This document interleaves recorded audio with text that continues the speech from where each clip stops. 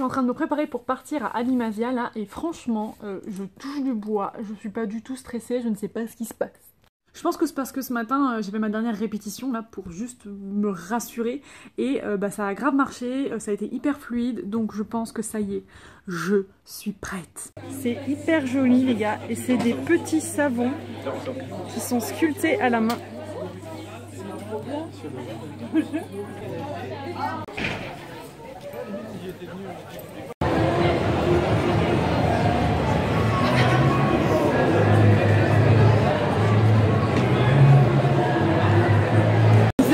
Trop joli et je vais craquer sur les petits badges juste là.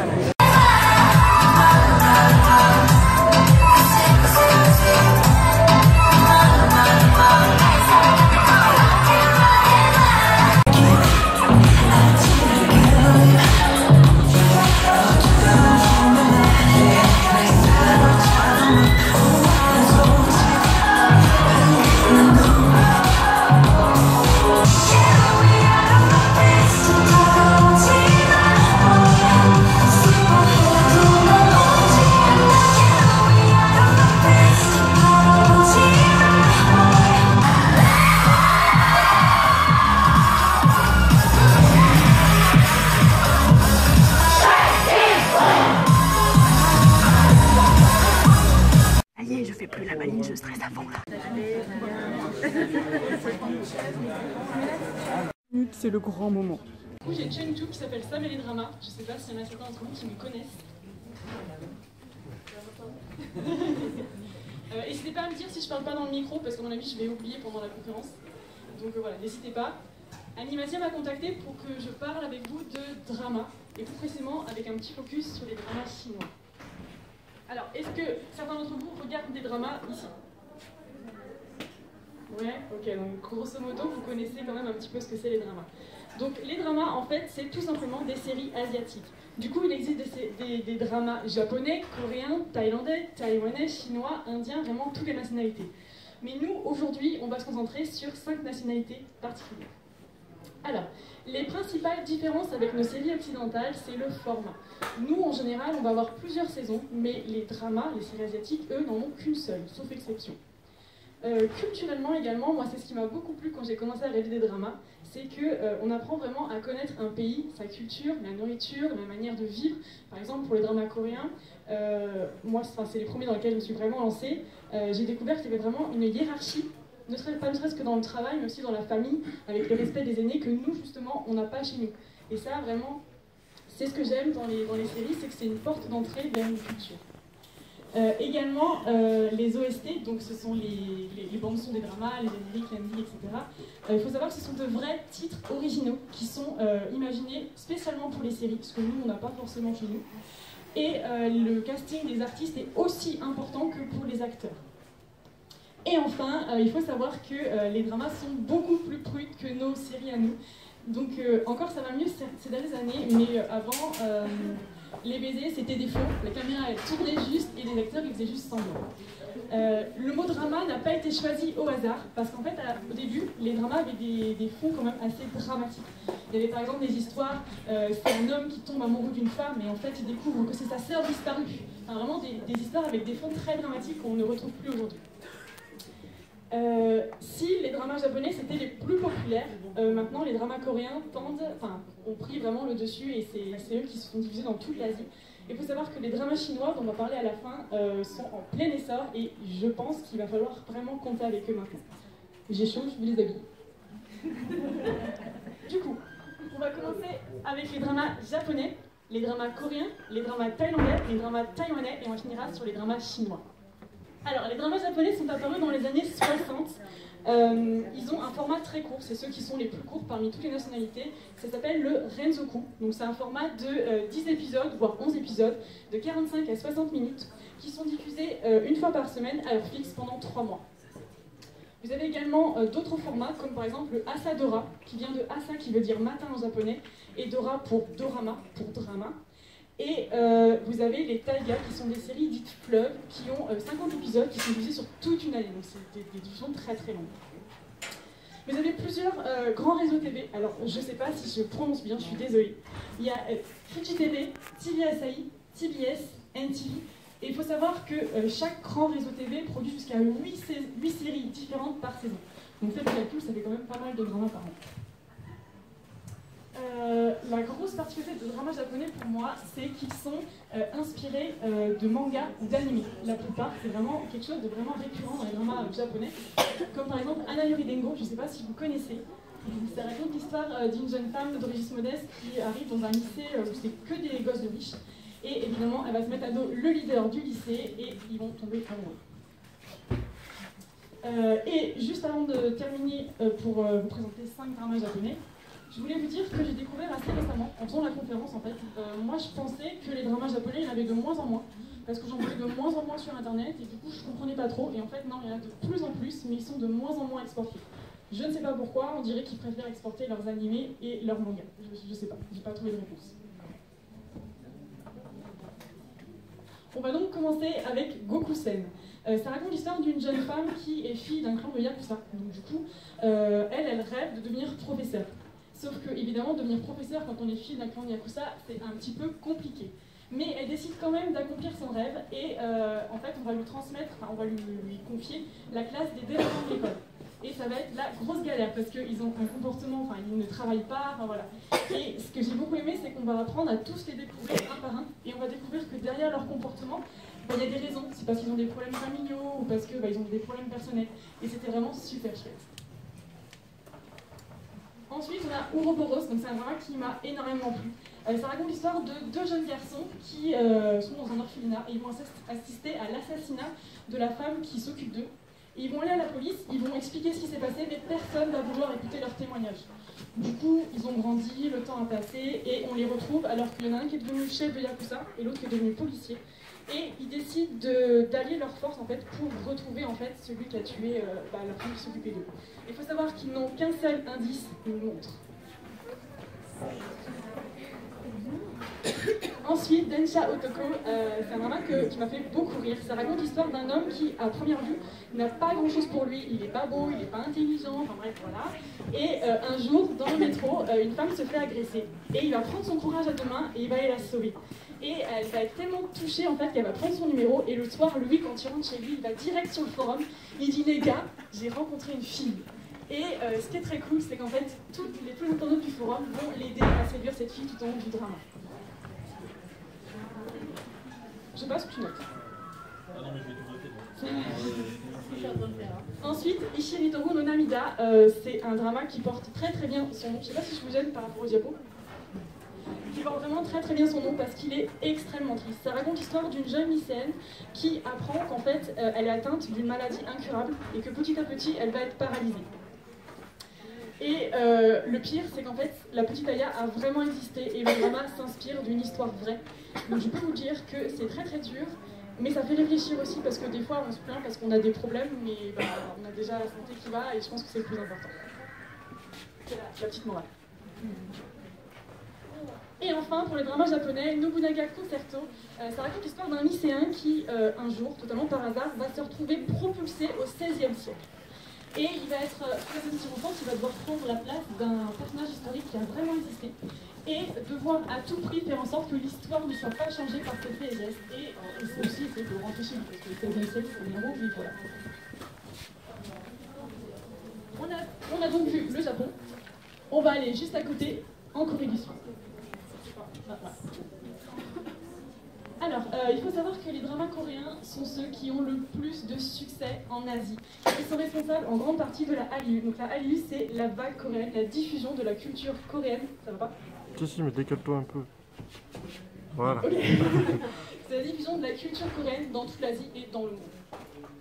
Avant, il faut savoir que les dramas coréens avaient un format de 16 ou 20 épisodes de 65 minutes, mais que depuis 2016, ils sont passés quasiment tous à un format de 34 épisodes de 30 minutes. Vous allez me dire, mais pourquoi?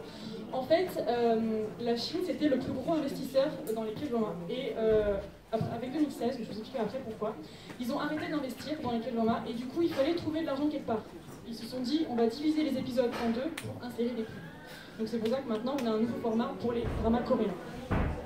Ils sont divisés sur 2 types de chaînes, les chaînes câblées qui sont payantes et les chaînes non câblées qui sont non payantes. Vous les avez juste ici. Et la grosse particularité des dramas coréens, c'est qu'ils sont tous tournés en live shooting. Alors qu'est-ce que c'est? En fait, ils sont diffusés, mais ils ne sont pas entièrement tournés, ils ont juste quelques épisodes d'avance. Et ça permet de changer l'histoire en fonction de l'avis de l'audience et des netizens. Et du coup, ça a deux conséquences majeures. Les tournages sont hyper intensifs. Et par exemple, on a Imino qui a eu un accident de voiture sur le tournage de City Hunter. Ne vous inquiétez pas, il y a eu l'airbag, tout va bien. Et vous avez des dramas qui sont raccourcis ou rallongés, et des fois c'est pas toujours pour le mieux. En général, un drama coréen, ça fonctionne toujours sur le même schéma. Vous avez un couple principal qui sera à la fin ensemble qu'à la fin du drama, parce qu'il y a des éléments dramatiques comme par exemple une vengeance, des problèmes familiaux ou la maladie. Mais c'est une généralité, parce que par exemple la chaîne TVN, elle adore les thrillers et les dramas policiers. Donc voilà. Et enfin, pour finir sur les dramas coréens, avant de vous en présenter 5, il faut savoir que, comme je vous disais, la production pense toujours à l'exportation pour une raison financière. Et ce qui est très pratique, c'est que du coup, ils ont un nom coréen et un nom anglais. Et je peux vous dire que c'est chouette parce que, par exemple, les dramas thaïlandais, il y en a qui sont impossibles à prononcer. Le premier drama que j'ai choisi de vous présenter, c'est Empress. Ça raconte l'histoire d'une jeune femme qui se trouve vraiment en bas de l'échelle sociale et qui va gravir les échelons jusqu'à devenir impératrice. Et il est juste fou, enfin, les décors, les costumes, tout est vraiment super beau et il y a un triangle amoureux vraiment passionnant, il y a des complots à gogo, vraiment. Si vous voulez regarder un drama historique, je vous conseille celui-là. Ensuite, Boys Over Flower, je pense que c'est le drama coréen le plus connu. C'est la même histoire que Amaru Dengo dont je vous ai parlé tout à l'heure.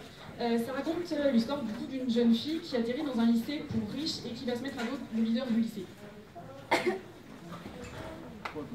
Ensuite, Signal, c'est un drama que j'ai énormément aimé. Ça raconte l'histoire d'un policier qui, un soir, va trouver un vieux Tokiwoki, comme ça, dans un camion, alors qu'il allait être jeté. Et en fait, grâce à ce Tokiwoki, il va pouvoir rentrer en contact avec un flic du passé. Et ensemble, ils vont être amenés en fait, à résoudre des affaires non élucidées. Il faut savoir que quasiment toutes les affaires du drama sont inspirées d'histoires vraies. Et je peux vous dire que c'est hyper flippant. It's Okay It's Love, c'est un drama que j'affectionne particulièrement parce que je le trouve très humain. Et pour moi, il dédramatise vraiment la maladie parce que tous les personnages ont des problèmes psychologiques. Il y en a un qui a un ami imaginaire, il y en a un qui a un syndrome de la tourette, il y en a une qui ne peut pas entendre parler de sexualité, ça fait vraiment très peur. Et il faut savoir qu'ils vivent tous en colocation et du coup, ils vont tous s'entraider et se guérir. Et c'est juste vraiment trop beau. Et je trouve que c'est aussi une manière de nous dire, c'est pas si grave finalement si on a tous des problèmes et que c'est comme ça. Et le dernier drama coréen que j'ai choisi de vous présenter, c'est My Love from the Stars. Ça raconte l'histoire d'un extraterrestre qui descend sur Terre, ça fait 400 ans qu'il est là, et il ne veut pas se lier aux humains, ça ne l'intéresse pas, il ne veut pas s'impliquer dans leur vie. Et il va tomber amoureux d'une actrice, donc forcément ça complique un petit peu tout. Donc on a vu le Japon, la Corée, on va aller directement en Thaïlande.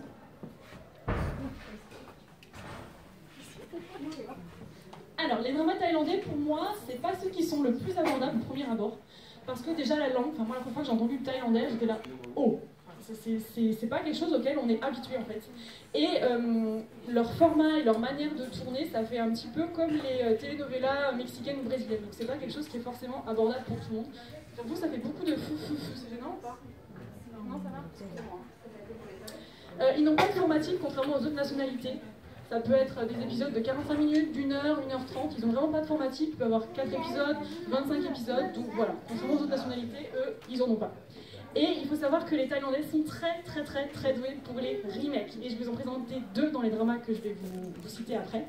Et pour les boys love. Alors les boys love, c'est des histoires d'amour gay. Et il faut savoir que pour moi, les Thaïlandais, c'est les meilleurs. Et c'est d'ailleurs ceux qui en font le plus. La Chine tendrait à en faire pas mal aussi ces derniers temps. Donc à surveiller également.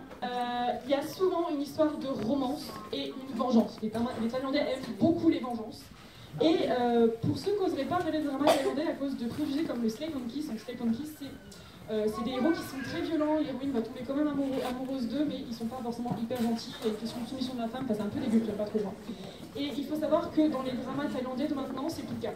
C'était vraiment le cas avant, mais là maintenant, c'est plus le cas, il y en a encore un petit peu, mais c'est très rare. Alors, le premier drama thaïlandais que j'ai choisi de vous proposer, c'est Once Upon a Time in Market. Ça raconte l'histoire d'une jeune femme qui est persuadée qu'elle va être demandée en mariage par son petit ami.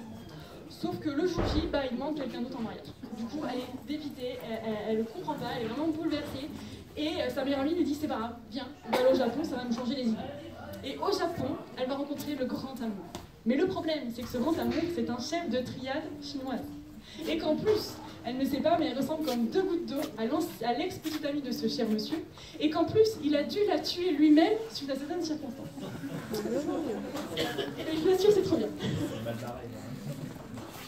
Ensuite, Kiss Me, donc là c'est le premier remake que je vous propose aujourd'hui. Vous avez peut-être vu It's Start Kiss with a Kiss, ou Kazurana Kiss, la version japonaise, ou Mishimu's Kiss, etc.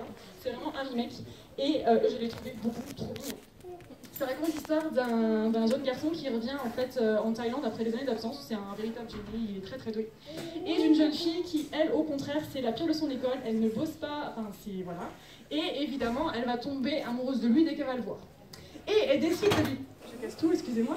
Et elle décide de lui déclarer sa flamme avec une lettre. Faut pas faire ça. Et lui, évidemment, bah, elle l'intéresse pas du tout. Du coup, il va complètement la rejeter. Et quand elle rentre chez elle le soir, déjà, elle est super triste et il y a un tremblement de terre. Et toutes les maisons du quartier, il n'y en a aucune qui s'effondre, c'est que la sienne. Et du coup, ils sont là avec son père, ils sont là, mais comment on va faire? Sauf qu'il y a un coup de téléphone et il lui dit, ça y est, j'ai un ami qui va pouvoir nous héberger. Mais vous vous en doutez, le fameux ami, c'est le papa de notre génie. C'est les dramas. Ensuite, Hormones, c'est un drama que j'aime beaucoup. Et pour commencer dans les dramas thaïlandais, je pense qu'il peut être pas mal. Ça raconte l'histoire de 9 adolescents qui sont dans un lycée, tous ensemble. Et il est hyper authentique dans le sens où il va aborder des vrais problèmes de société. Comme par exemple le harcèlement à l'école, les violences familiales, enfin, vraiment plein de sujets très très durs et qui reflètent finalement assez bien la société thaïlandaise, les jeunes de Thaïlande. Et c'est vraiment vraiment super génial et c'est hyper bien interprété. Ensuite, je vous parle enfin d'une boys love. Il s'agit de Two Moons. Ça raconte l'histoire d'un jeune garçon qui n'a pas choisi son université au hasard. Il veut essayer de retrouver son amour de jeunesse. Sauf que quand il le retrouve, bah déjà il se dispute et en plus son amour de jeunesse il a l'air de préférer les filles. C'est compliqué. Et enfin, le dernier drama thaïlandais, c'est Full House. Donc c'est aussi un remake. Vous connaissez peut-être le drama coréen. Ça raconte l'histoire d'une jeune femme qui rêve d'être écrivain. Et vraiment, c'est sa passion. Elle écrit tous les jours, mais ça ne fonctionne pas. À chaque fois, ses manuscrits sont refusés. Du coup, elle est hyper déprimée. Et ses amis lui disent, bon, t'inquiète, on va te payer un voyage en Corée du Sud et ça va te changer d'idée, ça va aller mieux. C'est sympa les amis. Hein. Et du coup, elle se dit super et tout, donc elle y va. Dans l'avion, elle a un petit problème, elle vomit sur une table parce que c'est la première fois qu'elle prend l'avion, voilà. Tout se passe bien là-bas, elle revient et qu'est-ce qui se passe? Ses amis lui ont vendu sa maison. Ah, ça passait bien. Donc, du coup, elle est dépitée, elle sait pas quoi faire. Et le pire, c'est que celui qui a acheté la maison, c'est la star sur laquelle elle a vomi dans l'avion. Parce que sinon, c'est pas drôle.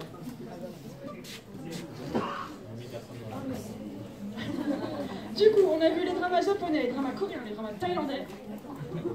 Et on va aller voir les dramas taïwanais. Alors, concernant les dramas taïwanais, ils sont en taïwanais. Vous allez dire super, merci, ça m'aide beaucoup. Mais ne rigolez pas, en fait, le taïwanais, c'est un petit peu comme du chinois mandarin, mais ça se différencie par des tons. Et moi, par exemple, je ne sais pas faire la différence. J'ai une amie qui est chinoise et qui m'a dit qu'elle aussi, elle avait du mal à l'oreille. Ses parents, eux, ils peuvent, mais elle n'y arrive pas. Donc, apparemment, nous, on aurait du mal à vraiment les différencier. Ils ont en général moins de 20 épisodes. Et ils sont diffusés à la télé avec un épisode par semaine. Donc, c'est des dramas qui ont une diffusion assez longue. C'est toujours des romances. Toujours des romances. Il y a très peu de dramas policiers fantastiques et je connais aucun drama taïwanais historique, donc je pense qu'ils n'en font pas. Et ils sont beaucoup moins prudes que les autres nationalités et ça c'est plutôt cool. On n'est pas dans Game of Thrones, mais ça les amuse. Le premier drama taïwanais que j'ai choisi de vous présenter aujourd'hui, c'est Behind Your Smile. Ça raconte l'histoire d'une jeune femme qui, suite à certaines circonstances, perd absolument tout et se retrouve à la rue. En fait, sa maman fait faillite et s'enfuit. Et apparemment, elle aurait arnaqué plein de personnes et toutes ces personnes la prennent comme bouc émissaire parce qu'ils veulent retrouver leur argent. Et il y a un homme qui l'approche, qui va l'aider, lui donner un toit, etc. Elle va en tomber amoureuse, sauf qu'en fait, lui, il l'a approchée pour se venger.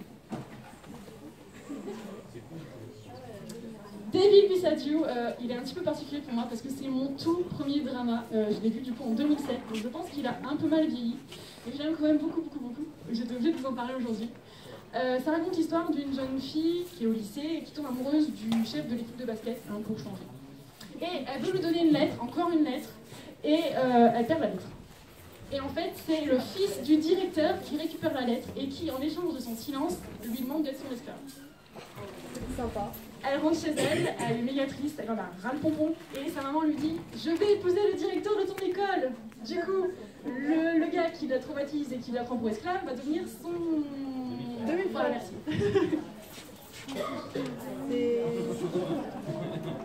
Ça fait quand là? Ensuite, Bromance, ça raconte l'histoire d'une jeune femme qui a 25 ans aujourd'hui, qui va bientôt avoir 26 ans et qui, depuis qu'elle est toute petite, vit comme un garçon. Parce qu'une voyante a dit à ses parents quand elle était bébé que si jamais elle vivait comme une fille avant ses 26 ans, il y aurait une espèce de malédiction. Bon, bah, elle vit comme un garçon, elle s'est habituée, voilà, ça la dérange pas. Et un jour, elle va sauver une jeune femme. Il s'avère que cette jeune femme, c'est la sœur d'un chef de triade. Et que celui-ci, il va devenir son meilleur pote, il va devenir frère de sang, sauf qu'elle a encore un an à rester à vivre comme un garçon sans se faire dégoûter. C'est Agatha. Et enfin, Hi My Sweet Road, ça raconte l'histoire d'un jeune garçon qui a toujours vécu chez ses parents. Sa famille est super riche, il n'est jamais vraiment sorti de chez lui, et sa sœur, elle en a marre. Donc elle décide de l'inscrire à l'université. Sauf que lui, il arrive à l'université avec sa coupe champignon, puis ça peluche comme ça. Et évidemment, il va tomber amoureux de la plus belle fille de l'école. Et on va dire la marginale de l'école, c'est qui domine un peu tout le monde, qui est pas toujours très sympa, le prend de vivre en plus. C'est un peu la guerre. Et enfin, Autumn's Concerto, donc c'est un drama qui m'a énormément touchée. Ça raconte l'histoire d'une jeune fille qui n'a pas du tout... ses parents sont décédés quand elle était petite. Et elle a été élevée par sa tante, qui a déjà essayé de l'abandonner plusieurs fois, et par son beau-père, qui est un horrible pervers, qui tente d'abuser d'elle tout le temps. C'est vraiment horrible. Et elle tente par tous les moyens de s'enfuir de cette maison, donc elle essaye d'avoir de l'argent, d'économiser et tout. Et en fait, elle va rencontrer un jeune homme qui veut devenir avocat et qui va l'aider justement à monter un procès contre son beau-père. Et ce drama est hyper touchant, hyper humain et franchement, je vous le conseille. Donc on a vu le Japon, la Corée du Sud, Thaïlande, Taïwan et pouf, on va aller voir du côté de la Chine. Alors, les dramas chinois sont en chinois mandarin du coup, et ils sont absolument tous doublés à cause des dialectes. Ils sont en général 40-60 épisodes de 45 minutes, et ils sont diffusés sur des chaînes locales, nationales, mais surtout, et c'est la grosse particularité des dramas chinois, ils sont diffusés sur des plateformes internet.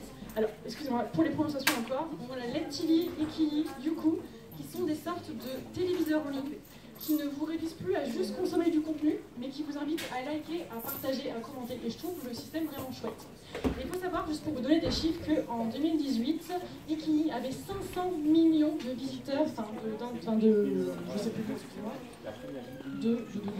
d'internautes, pardon. 500 millions d'internautes par mois, sachant qu'en plus, depuis qu'il n'y a plus les K-dramas sur ces plateformes, ça a diminué le chiffre. Donc c'est pour vous dire à quel point c'est important. Et les dramas chinois sont tous pré-produits. Alors vous allez me dire, ah bon et tout, pourquoi? Parce que le gouvernement a un droit de regard sur ce qui va sortir, et pour une question de popularité, parce que la Chine ne veut produire que des dramas qui vont fonctionner. Et du coup, ça m'a expliqué un truc, parce que je me disais, il y a des acteurs, ils font plein de dramas sur une année, je me disais, mais comment ils font? Ils dorment pas ou quoi? Et en fait, quand tu regardes la période de diffusion et la période de production, bah des fois il y a jusqu'à 5 ans de différence, c'est assez impressionnant. Et en fait, comme les Asiatiques, quand ils sont jeunes, ils vieillissent pas très vite, il a de la chance, et bien du coup ça se voit pas, et on s'en rend pas forcément compte. En général, ce sont des histoires qui mêlent romance, historique, fantastique. Les Chinois, ils aiment bien ça. Et il n'y a aucune œuvre originale, c'est toujours des dramas inspirés de romans, de cyber-romans. Et il faut savoir, comme je disais au début, que les C-dramas sont en plein essor. Il y en a de plus en plus. Et alors, je ne suis pas spécialiste, je ne m'y connais pas trop en politique, donc c'est un peu compliqué pour moi de vous en parler.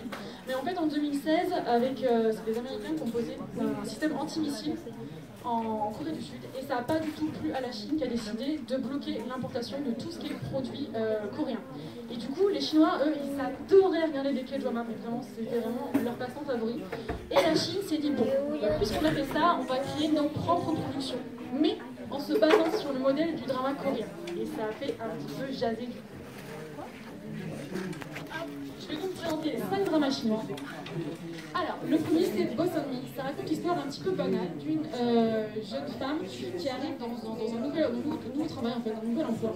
Elle est super contente, tout se passe bien, et en fait, un soir, son employeur va l'appeler, parce qu'en fait, il a besoin d'un don de sang, parce que sa sœur est à l'hôpital, mais c'est le drama, faut pas chercher.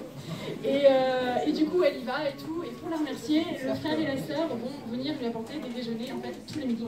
Et vous vous doutez que le directeur et l'employé vont tomber amoureux. The Love Note, c'est un drama que j'ai vraiment adoré. Ça raconte l'histoire d'une jeune femme qui est journaliste dans un journal People. Et franchement, ça lui plaît pas, elle aimerait bien traiter des sujets un petit peu plus profonds, on va dire. Et un jour, totalement par hasard, elle va rencontrer un homme très très mystérieux. Il est aveugle le jour et il voit la nuit. Alors, du coup, elle est méga intriguée, enfin c'est une journaliste quoi, donc elle fait des recherches et tout, et elle découvre qu'en fait, il n'est peut-être pas si humain qu'il est pareil. Suspect. Ensuite, Eternal Love, vous connaissez peut-être 10 Miles of Pictures. C'est un drama que je n'ai jamais vu, mais qu'on m'a conseillé une quantité de fois incroyable, et c'est pour ça que je vous le présente. Alors, ça raconterait l'histoire en fait d'un couple qui se retrouve sur plusieurs vies. C'est ça dans la partie. C'est un couple qui se. Tu l'as mis? Oui, la musique est super. Ah, la musique est super. Oui, il a de très très bons passages, ça c'est sûr. Ah. Ensuite, A Love So Beautiful, c'est un drama scolaire. Ça raconte l'histoire d'une jeune fille qui n'est pas très brillante à l'école, elle bosse pas beaucoup, et elle est amoureuse du meilleur de la classe, encore, c'est récurrent dans les dramas. Et au début, on a l'impression que lui, il n'est pas du tout intéressé, mais on se rend compte assez vite que finalement, il n'est pas si indifférent que ça, et il est super mignon. Pas le mec, le drama. Et enfin, Nirvana and Fire. Ça raconte l'histoire en fait de deux clans qui se font la guerre et pour des raisons politiques, 70 000 soldats vont être tués. Et le fils du chef de ce clan de 70 000 soldats qui a été sacrifié, il décide de revenir 12 ans plus tard pour se venger. Ah, super. C'est que de la stratégie. Du coup, on a vu le Japon, la Corée, Thaïlande, Taïwan, la Chine, et on va faire un petit résumé pour ceux qui se sont endormis en chemin.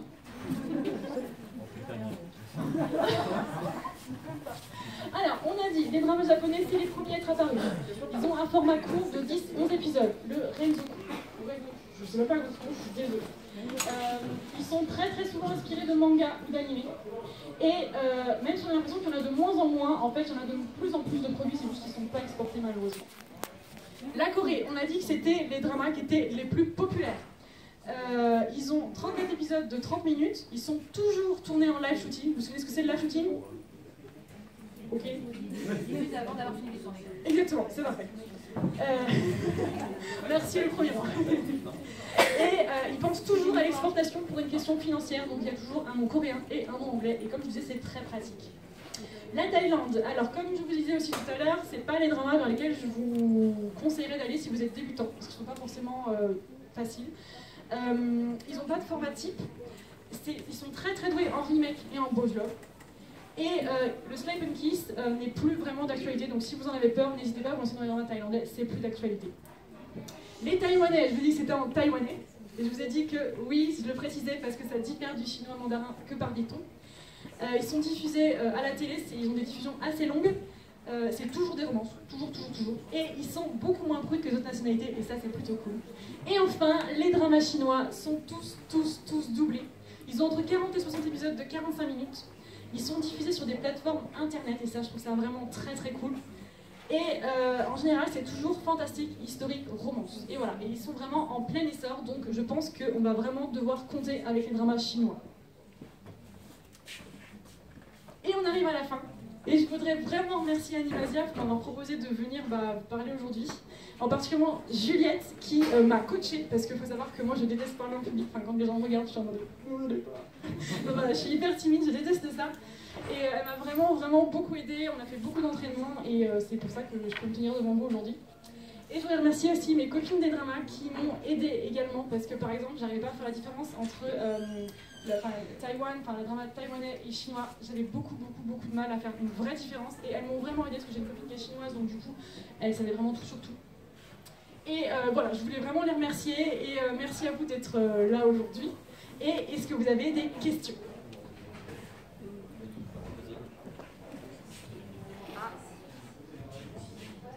Où est-ce qu'on peut trouver justement pour les regarder Ouais. Alors légalement, tu vas voir Viki, je ne sais pas si tu connais. Par contre, c'est plutôt drama chinois et coréen, si je ne me trompe pas. Tu vas voir Drama Passion, là c'est que des dramas coréens, si je ne me trompe pas non plus. Moi je regarde pas très légalement, je suis désolée. Et après, en site anglais, je ne sais pas si c'est légal, il y a Kiss Asian. Après, si vous me suivez sur YouTube ou si vous voulez, j'ai mes cartes parce que oui, j'avais fait une vidéo où regarder des dramas justement. Et j'avais présenté 10 sites, mais pareil, je sais pas s'ils sont tous hyper légaux. Donc, je suis désolée. Attention à ce que tu dis, toi. Je tiens le micro loin. À ma grande surprise, on parlait de Good Doctor en off avant que tu commences. Et à ma grande surprise, j'ai pu voir donc Good Doctor, la version américaine qui passe aussi sur TF1. Et je suis tombé sur la version coréenne, j'ai fait ah ouais, en fait, ça n'a rien à voir. Et ce qui est cool, c'est que j'ai pu le découvrir grâce à Netflix. Ah, et en fait, Netflix commence effectivement à récupérer oui, j'ai voulu parler de Netflix. un tout petit peu de drama, mais c'est vrai que ce qui est quand même. Oh, ils en ont de plus en plus, et il y a beaucoup de dramas coréens qui arrivent. Le problème, c'est que quand ça arrive, je fais partie des gens, je sais pas quoi regarder dessus, parce qu'en fait, ça arrive, il n'y a pas forcément d'explication du qu'est-ce que c'est, et l'algorithme de Netflix n'est pas toujours super calé. Et c'est dommage parce que ça se trouve, ils ont des super licences qu'on ne connaît pas, et on s'y perd un peu. Donc c'est cool d'avoir des youtubeurs comme toi qui débroussaillent un peu le truc, et c'est dommage que l'offre légale soit quasi inexistante. Bah, c'est un peu compliqué, il y a beaucoup de... Parce qu'avant, en fait, moi ça fait très longtemps que je regarde des dramas en fait, j'ai commencé en 2007 je crois. Et avant, ce qui se passait c'était des fantômes, en fait c'était des gens comme vous et moi qui traduisaient les dramas, qui les mettaient en ligne sur internet. Et en fait, alors je sais pas quand est-ce que ça a commencé à devenir compliqué, mais il y a Drama Passion qui est arrivé et d'autres sites, et en fait c'est devenu très compliqué de pouvoir regarder en streaming ou télécharger les séries comme on pouvait faire avant. Et c'est vrai que maintenant c'est de plus en plus compliqué, donc moi maintenant je les regarde beaucoup en anglais. Parce que en français, t'as pas grand chose quand même. Enfin, il y a des choses, mais il n'y a pas grand chose. Et je trouve Netflix vraiment cool pour ça, parce que c'est vrai qu'ils ont pas mal de dramas coréens. J'ai vu qu'il y avait quelques dramas chinois, pas beaucoup, ça commence un petit peu de dramas japonais. Mais il y a quand même pas mal de dramas coréens. Donc je pense que vu qu'il y a des dramas coréens qui sont arrivés, ça va être de plus en plus. Mais attention, j'ai remarqué que Netflix, ils gardaient les séries qu'un certain temps, suivant leur... Et moi je me suis fait avoir, j'étais en plein drama et j'étais là, il n'est plus dessus. donc voilà. Mais ouais, c'est vrai que légalement, en France, c'est un peu compliqué.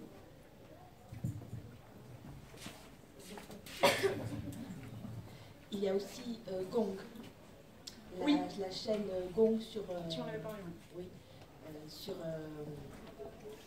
la télévision. Mais c'est quoi le numéro déjà? Alors pour SFR c'est 223. Ah oui, ça dépend des... C'est vrai que moi j'ai pas le réflexe du tout par contre d'aller sur la télé, regarder... Et Gong propose beaucoup de dramas coréens. Ah d'accord. Dans le bouquet. C'est dans le Bouquet bouquet. pas chez les autres. Là, ça dépend peut-être de l'opérateur, mais il faut retenir la chaîne, effectivement. Gong TV, ok. Ouais, voilà. Par contre, ne le regardez pas. Apparemment c'est très chaud. C'est très japonais. C'est très japonais. Ah bah forcément, voilà. Est-ce que du coup je vous ai donné envie de regarder certains des dramas que je vous ai présentés là? Et vous regardez plutôt quoi comme série? Enfin, drama coréen, japonais, thaïlandais, enfin, vous êtes plutôt quelle nationalité?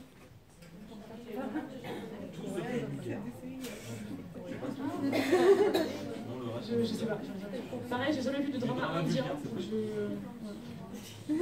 Sans doute. Ce qui est assez intéressant, des fois, sur certains mangas japonais, on se dit, mais il l'adapte quand? Je pense à, tu sais, il y a Silent Voice qui va être adapté. Ah ouais, j'ai trop hâte. Et par contre, des fois aussi, il y a un écart entre les adaptations. Si on prend l'Attaque des Titans, ils ont adapté ce truc-là en live, on se dit comment ils ont réussi à foirer totalement tout le truc. Même les costumes, ils ont réussi à les merder, donc c'est quand même merveilleux. Enfin, des fois, il y a un écart qui est... Moi, je les ai vus, je les ai pas trouvés si dégueux que ça, parce que, alors moi, vous allez me maudire sans doute, mais moi, j'ai commencé l'Attaque des Titans avec les films, justement. Et moi, l'univers, j'étais là, oh, ça a l'air pas mal. C'est pour ça qu'après j'ai regardé les animés et tout. Donc, comme j'ai commencé par les films, bon, bah, ça m'a pas trop choqué, on va dire. Ouais. Mais je pense que, ouais, par contre, si tu fais l'inverse. Mais après, c'est bien aussi qu'ils aient adapté en live parce que c'est vrai qu'il y a beaucoup de gens qui sont pas forcément animés ou manga et du coup, ça leur permet quand même de se dire ah, c'est pas mal. Et moi, c'est comme ça que justement, je me suis mise à regarder les animés. Sinon, je n'aurais pas eu forcément. C'est une autre approche. Par contre, en France, est-ce qu'il existe des. On parlait de streaming, on parle de télé. Est-ce qu'ils arrivent à en exporter en coffret DVD ou Blu-ray? C'est hyper compliqué et c'est méga cher. En France, par exemple, quand tu vas à la Fnac ou quand tu vas à Cultura, ce genre de boutique, c'est tellement rare d'en trouver. Enfin, moi, je sais que souvent, je cherche et t'en trouves très rarement. C'est très très cher. Et sinon, ça va être vraiment dans les boutiques dans Paris. Tu sais, tu vas avoir des coffrets, mais t'as pas en français. Voilà, c'est ça. Et t'as pas en français. Donc, c'est très compliqué. Et quand tu commandes sur Internet, déjà, t'as pas tout. Et c'est très cher. Et t'as pas en général les sous-titres français. Et je comprends pas pourquoi. Parce que la France, on est vraiment, pour la Corée du Sud, je pense au niveau K-pop, au niveau drama, on est vraiment un des pays en Europe où ça s'exporte le mieux. Je sais pas, mais je trouve ça dommage parce que ils ont un public et ils le ratent et venez nous voir. Ma question c'est est-ce qu'en Chine par exemple on importe Joséphine Ange Gardien là-bas? Est-ce que les Chinois disent Navarro c'est trop cool et je sais pas. Je sais juste que par exemple les Coréens aiment énormément la culture française. Enfin, c'est hyper souvent, moi ça me fait mourir de rire parce qu'en fait ils te parlent en français. Eux ils pensent qu'ils parlent bien le français. Mais toi t'es là, qu'est-ce qu'il a dit? Ok, bah écoutez, je vous remercie d'avoir été là aujourd'hui avec moi.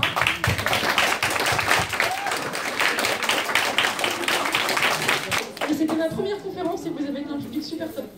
Donc, Bon, je suis dans le bus du retour les gars, ça s'est super bien passé, je suis vraiment trop contente au début. J'étais un peu timide, j'étais là oulala, et puis après ça y est, je me suis lancée et c'est parti et c'était trop bien. Du coup mon frère il a filmé, par contre on a un peu improvisé, du coup c'est pas hyper bien cadré. Mais bon c'est pas grave, je vais voir pour vous la mettre sur YouTube le plus vite possible. Voilà.